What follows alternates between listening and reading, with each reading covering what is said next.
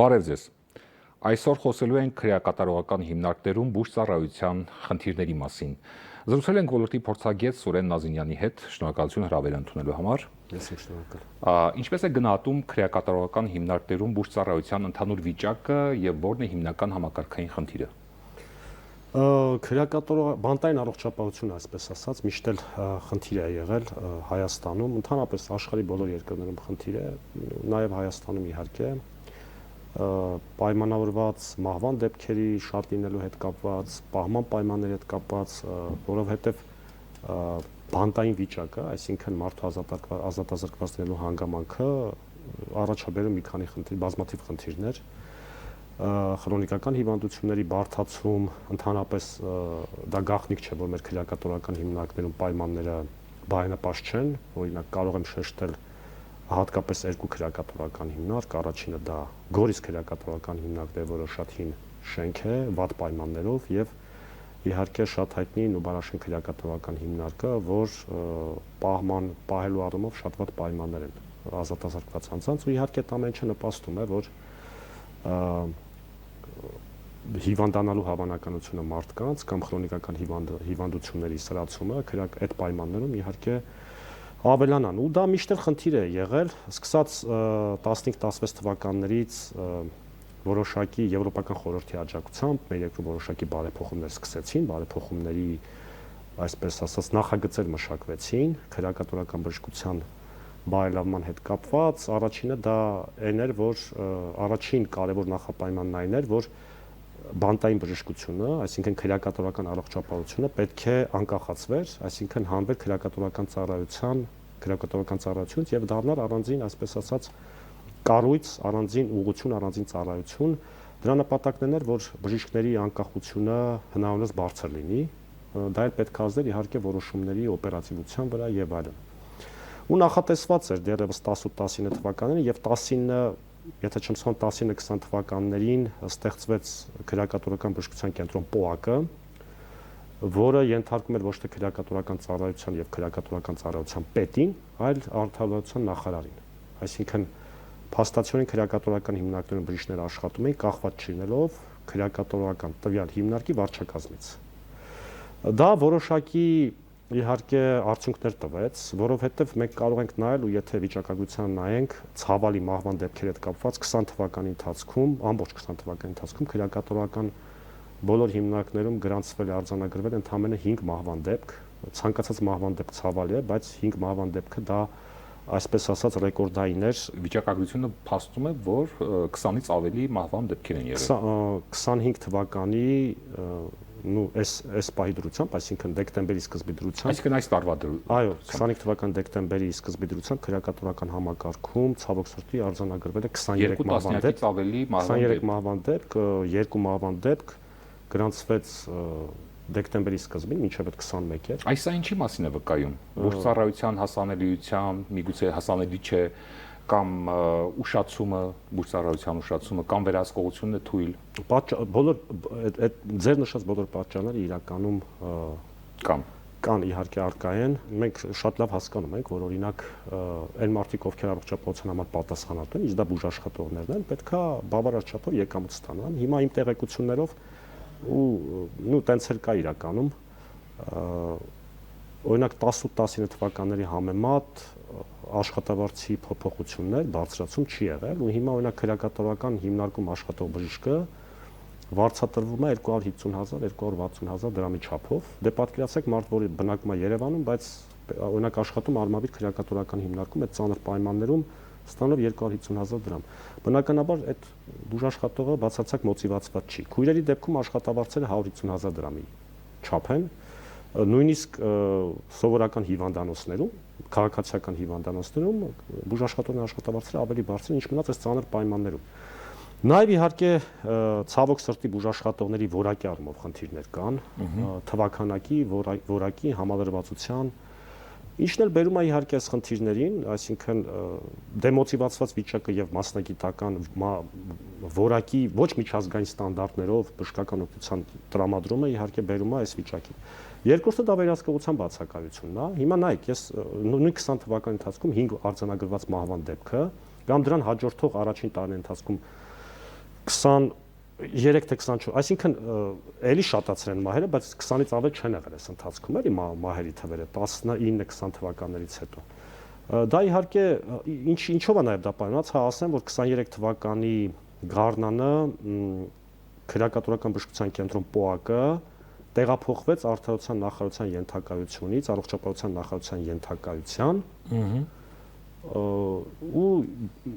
ես կարծում եմ, որ այդ ընթացքում առաջացավ նաև վերահսկողության որոշակի թուլացում, որն էլ ենթադրում է պատճառներից մեկն է մահվան դեպքերի։ Նաև ուզում եմ շեշտեմ, որ 23 մահվան դեպքից 8-ը պայմանավորված են ինքնասպանություններով, 8-ը ինքնասպանություններ են։ Սա եւս կարող ենք համարել աճ, ճիշտ է։ Այո, իհարկե, նախկինում ավելի քիչ ա եղել, վերջին տարիների ընթացքում, վերջին տարիները նկատի ունեմ։ Այսինքն 23 դեպքից 8 ինքնասպանություն, մնացած դեպքերը պայմանված են եղել սոմատիկ առողջության խնդիրներով։ Ինքնասպանությունները ինչով են պայմանավորված հիմնականում։ Դե հիմա հոգեկան իհարկե հանգարումների խնդիր կա։ Միգուցե հոգեբուժությունը եւ հոգեթերապևտիկ բժշկությունը հասանելի չէ։ Հիմա մարդը երբ է ինքնասպանություն գործում կամ ինքնասպանության փորձ կատարում, երբ որ իհարկե գտնվում է հոգեպես, երբ որ մարդը որոշում է, որ ինքը պետք է ինքնասպանություն գործի, ինքը գտնվում է հոգեպես անառողջ վիճակում։ Այսինքն կամ հոգեբանական լրջագույն խնդիրներ ա ունենում մարդը, օրինակ իր ընտանիքի հետ կապված կամ անձնական խնդիրներով, այո, անձնական խնդիրներով եւ երկրորդ պատճառը հավանական դա իհարկե արդեն զուտ հոգեկան առողջության խնդիրն է, այսինքն հոգեբուժական բուժում պահանջող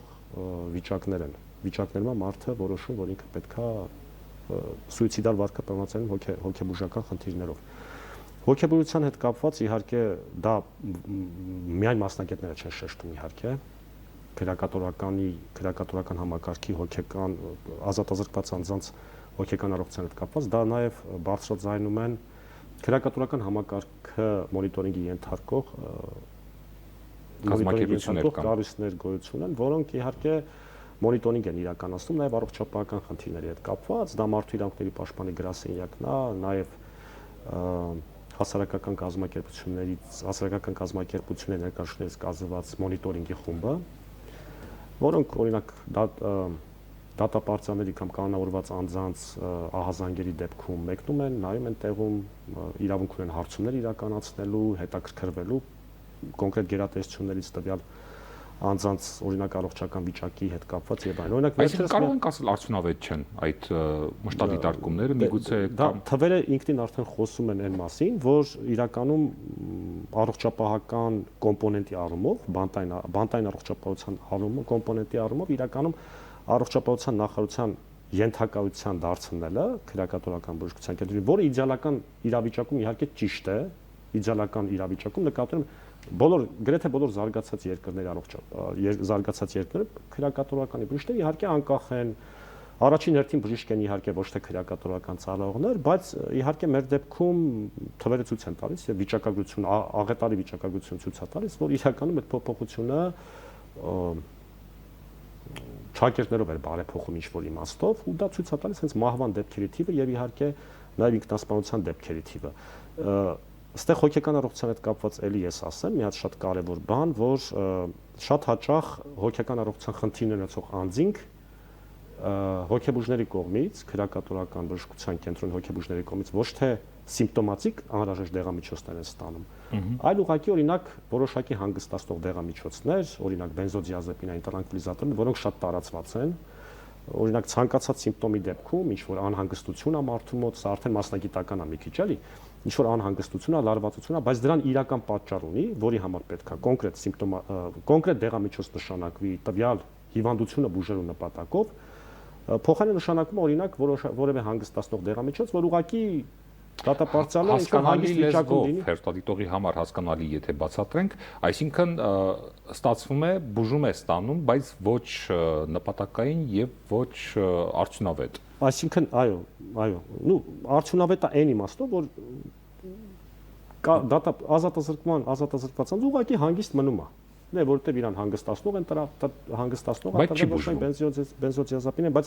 իրականում սպეციფիկ տվյալ հիվանդությունը բուժելու համար սպეციფիկ դեղամիջոցներ չեն նշանակում, սա շատ տարածված Ինչու դեղամիջոցները չկան, թե դա ավելի շատ ես կարծում եմ պայմանավորված է մասնագիտական կարողություններով եւ մասնագիտական հմտություններով, որովհետեւ այդ դեղամիջոցները, որը օգտագործվում է օրինակ որոշակի փսիխոտիկ խանգարումների դեպքում, այնպես չի որ ասենք թանկ են, անհասաներ են, հնարավոր չի ձեռք բերել, այն էլ պետական կառույցի եւ այլն։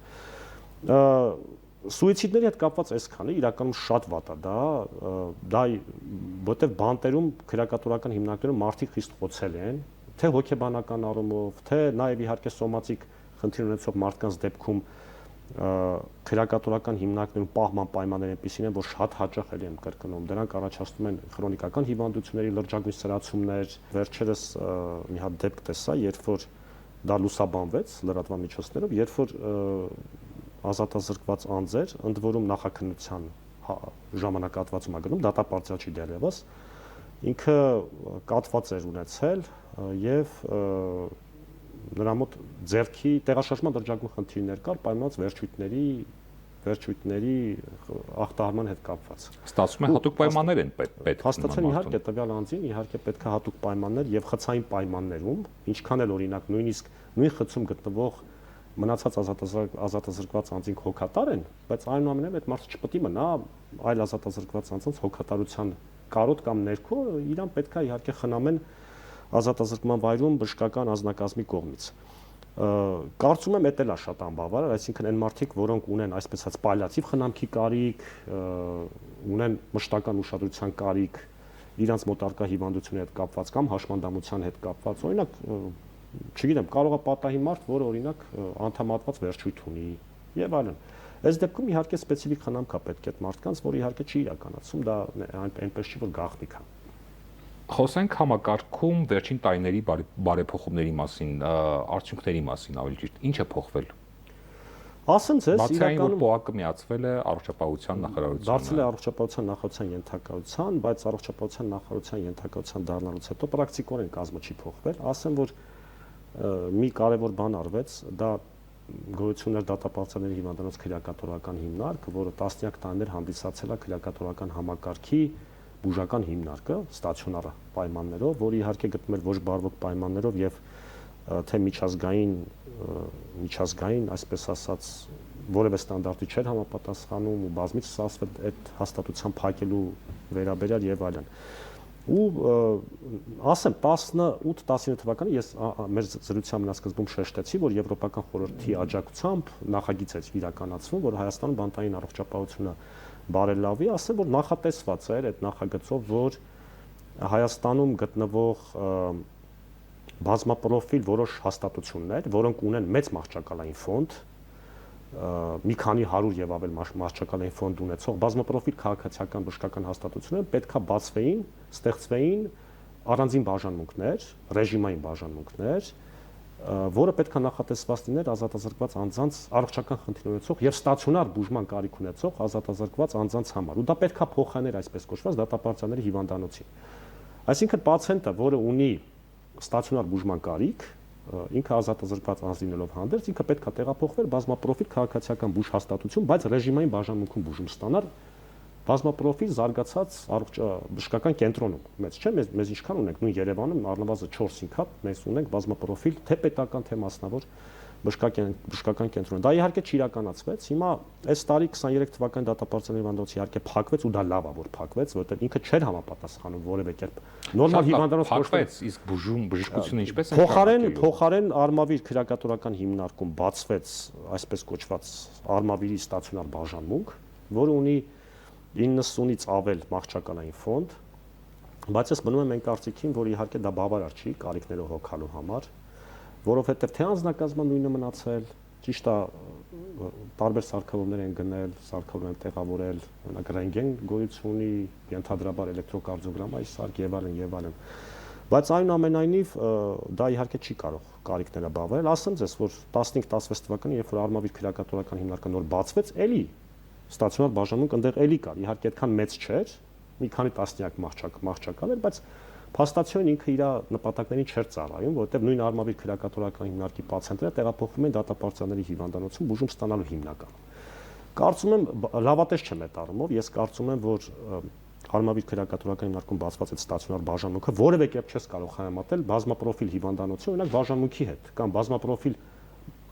քաղաքացիական հաստատությունում իրականացող բժշկական ուսուցան որակի հետ որևէ համեմատության եզր չի կարող լինել ու թվերներ կրկնում եմ վիճակագրությունը ցույց է տալիս որ մենք այսպես ասած բարեփոխումները մնացել են ըստ էության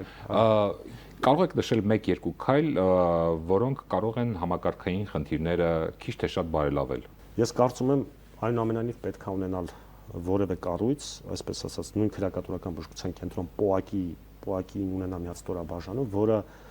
ոչ թե գտնվի քրեակատարողական հիմնարկների ներսում, ոնց որ մնացած ստորաբաժանումներն են, այլ լինի առանձին կառույց, որը էլի լինի քրեակատորական հիմնարկ, այսպես ասած, այսինքն ռեժիմային հաստատություն, որտեղ կարող են իրանց համապատասխան բուժումը ստանալ քրոնիկական ծանր հիվանդություն ունեցող անձինք, նույն պալիատիվ կամ խնամքի կարիք ունեցող պացիենտները ու նախատեսված է, ես եթե չեմ սխալվում 22-23 թվականին դա էլ է քննարկվել, այդ տվյալ փոքրիկ թեկուս փոքրիկ, բայց հիվանդանոց, որը մասնագիտացված է հենց այս քրոնիկական խնդիրներ ունեցող պացիենտների ուղղությամբ, որոնք օրինակ չեն կարող ընդհանուր խցում գտնվել մնացածների հետ։ Դա ասենք ծանր հիվանդություն ունեցող անձինք են, որոնք կալանքի կամ այսինքն խոչընդոտող հիվանդությունների ցանկերում չկան, ցանկ գոյություն ունի, որով կարող են ազատվել իրանք, դա դատարանի որոշմամբ իհարկե ներկայացնում են, ազատվում են գոյություն ունի կոնկրետ հանձնաժողով, երկու հանձնաժողով գոյություն, մեկը դատապարտյալների համար, այսինքն ցանկը փոփոխող է թե ցանկը փոփոխվել է վերջին անգամ մի քանի տարի առաջ, ցանկում բավականին ծանր հիվանդություններ են, բայց կան հիվանդություններ, որոնք այդ ցանկում չկան, արկա չեն ցանկում, բայց էլի ծանր հիվանդություններ են, որի դեպքում մարդը կարիք ունի, ասենք օրինակ խնամքի, օրինակ նույն ինսուլտ տարած պացիենտը կամ ինֆարկտ տարած պացիենտը կամ սրտի ծանր ինչ-որ իշեմիկ հիվանդություն ունեցող պացիենտը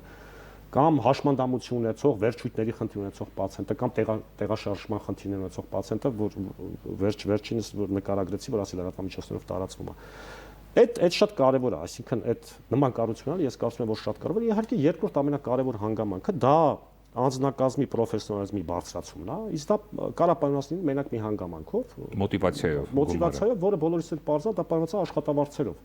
Քանի ցածր աշխատավարձին իհարկե այնտեղ որակյալ մասնագետ չի գնալու աշխատի։ Մարդը բժշկական համալսարանը չի ավարտի, բժշկական կրթություն չի ստանա եւ գնա, ասենք 250-ից 300,000 դրամով ընդունվի աշխատել օրինակ ծանր պայմաններում արմավիր քրեակատորական հիմնարկում։ Բնական է, չէ՞, կամ նույնը վերաբերում է բուժքերոջը։ Կամ օրինակ, մենք երբ որ կոռուպցիոն ռիսկերի մասին ենք խոսում, պարզ է, չէ՞, որ օրինակ Երևանից յուրաքանչյուր օր Վանաձոր գնացող Վանաձոր քրեակատորական հիմնարկում աշխատող բժիշկը ամեն օր Երևանից Վանաձոր մեկնող բժիշկը ենթադրաբար կարա մտածի, որ չարժ է, չէ՞, 250,000 դրամով յուրաքանչյուր օր ապրել։ Օրինակ եմ ես բերում, էլի պայմանական եմ ասում։ Իհարկե այդ աշխատավարձերի ցածր լինելը նաև բերում է կոռուպցիոն ռիսկերի ավելացման ու դա շատ կարևոր է։ Այս ամեն ինչը եթե կազմակերպվի, քրեակատորական բժշկության, բանտային բժշկության որակը իհարկե իհապես կբարձրանա։ Շնորհակալություն մեր հարցերին պատասխանելու համար։ Մենք զրուցում էինք բանտային առողջապահության խնդիրների մասին, զրուցում էինք ոլորտի փորձագետ Սուրեն Նազինյանի հետ։ Ցտեսություն։